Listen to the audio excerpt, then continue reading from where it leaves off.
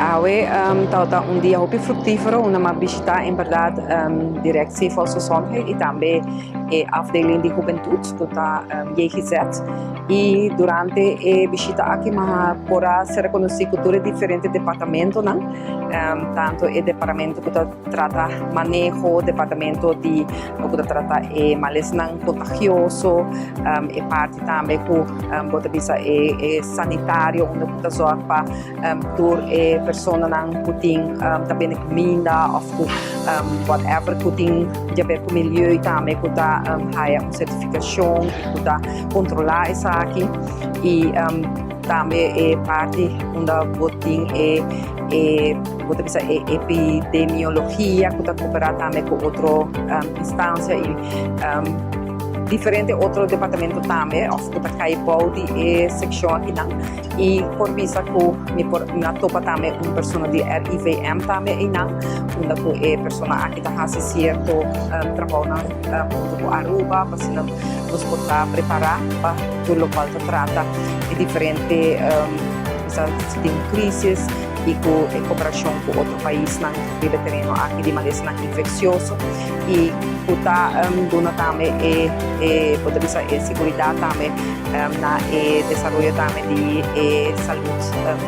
público na Aruba e o departamento aqui tem como sua missão e visão também para ser um bom cuidado de saúde para também de mental e que garantizar o desenvolvimento de um ser humano saudável.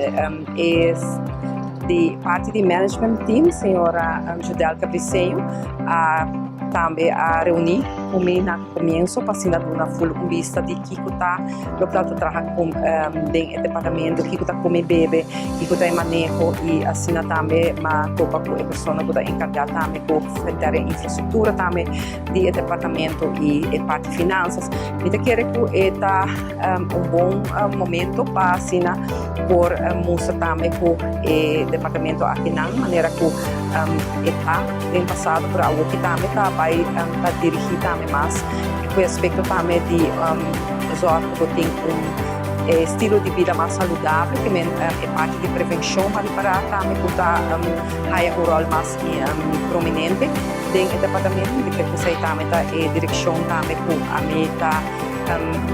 lo que vai nesse sentido que traga mais a parte preventiva mas tem a parte que DVG nesse tipo um rol prominente para assim na sua tem lo qual que trata todo aspecto de salubridade para tem um rol que está monitorear também e também o rol que tem manejo dirigir arriba terreno aqui e para assim por desarrollar aqui e trabalhando junto com outra entidade também arriba terreno de salubridade